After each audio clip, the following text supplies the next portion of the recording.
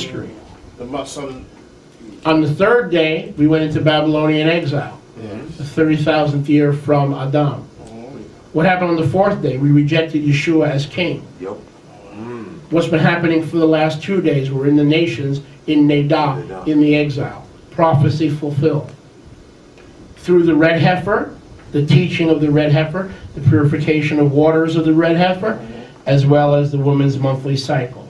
It's the history of the Jewish people and of Ephraim, Israel, all outlined in the cycle, in the menstrual cycle of each and every woman of Israel.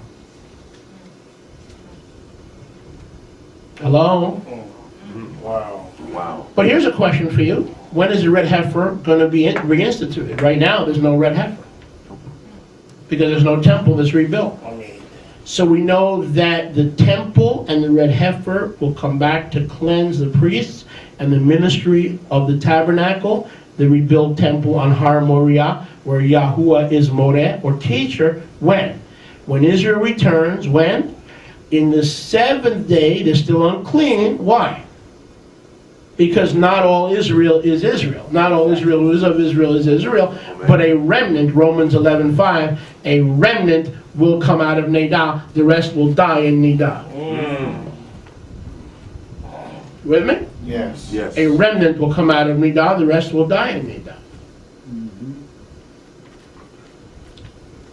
So the Niddah cycle is a celebration of coming out of darkness into light, coming out of uncleanness to cleanness, coming out of rebellion into obedience. Hello? Okay.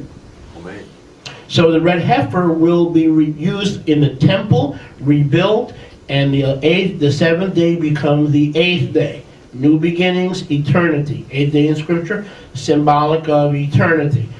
Niddah, prophecy, Shabbat. Now we're going to come to Shabbat. If everything I've ever preached about the biblical lunar Shabbat, Rachel, has not convinced you, your monthly, unless you're in menopause, you'll have to base your faith on somebody else's. I find a younger sister and hook up with her and say, can I follow your calendar? All right? Don't look at me because I'm not available.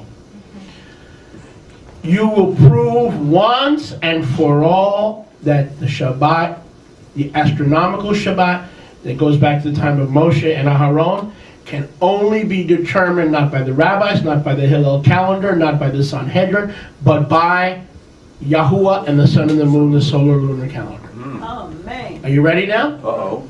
I've never taken you here before, and this is proof of the Shabbat. Your wives' monthly flow, the monthly flow of every woman in Israel, is proof of the biblical Shabbat. You ready? Yes, I got it. Go to Tehillim 104, verse 19. Again, this message, Niddah, prophecy, and Shabbat. Niddah, prophecy, and Shabbat. Tehillim 104, 19. Tehillim 104, 19. He created the moon for Moadim, or appointed times. The sun knows when to get out of the way, to give way to the moon. It knows it's going down. Now, he created the moon for Moadim. What's another way to say Moadim? Appointed times. Yes. Question. Is a woman's monthly flow an appointed time? Absolutely. Yes, it Every is. 28 days. Absolutely. It's an appointed time. Therefore, a woman's monthly flow is tied directly to the moon. Explain yourself. Every 28 days, Daryl. It is an appointed time. When you bleed for 5 days, it is an appointed time for you to bleed and then to be healed on days 6 and 7, and then to celebrate your Shabbat of cleansing when you come before the Kohen Yeshua on the 8th day. 8, 15, 22, 29!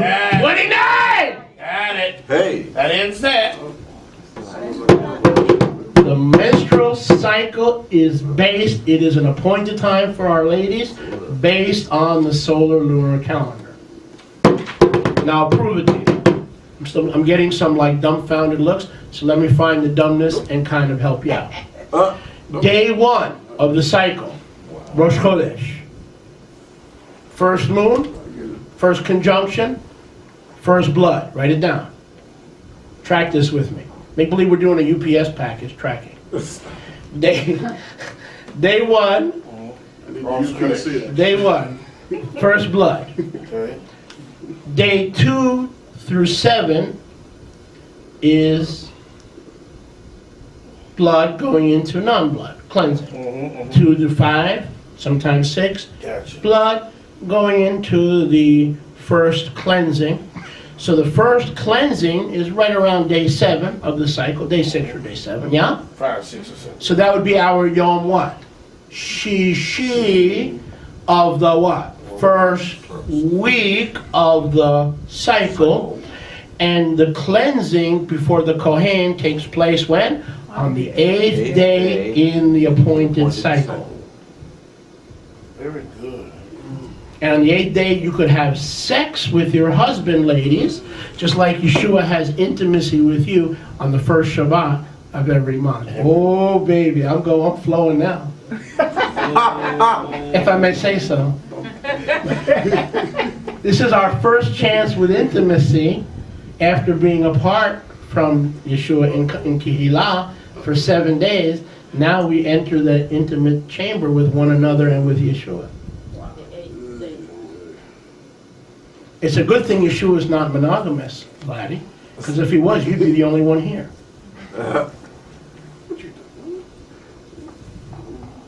We are all clean virgins of Israel, and every one of us has come out of Niddah to appear clean on the 8th day of the cycle.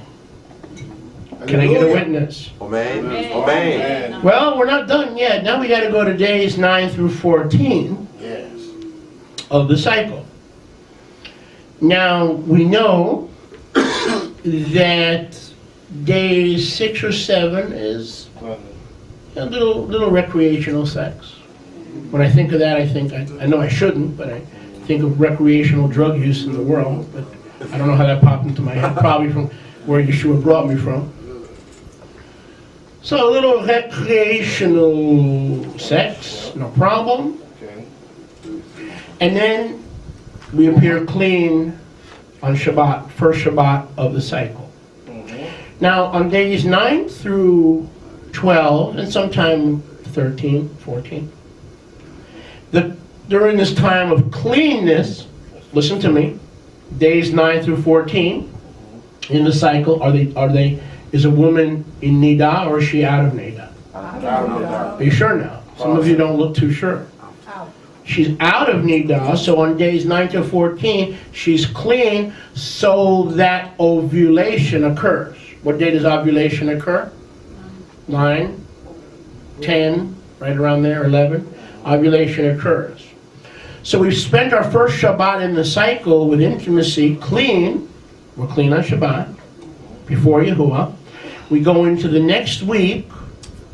The next work week is what? Days 9 through 14, and because we're into the cycle and out of uncleanness, we are bearing fruit and we're into the clean flow. The second week of the month or the cycle takes us days 9 to 14. We're already out of uncleanness and we continue into the second Shabbat because ovulation is occurring.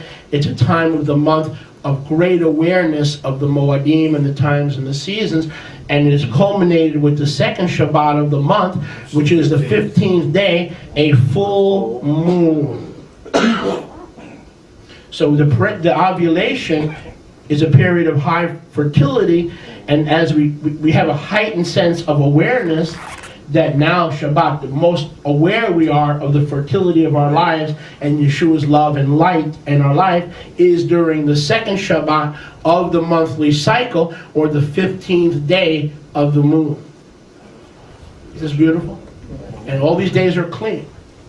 We're all clean before Yahuwah. Can I get a witness? Amen.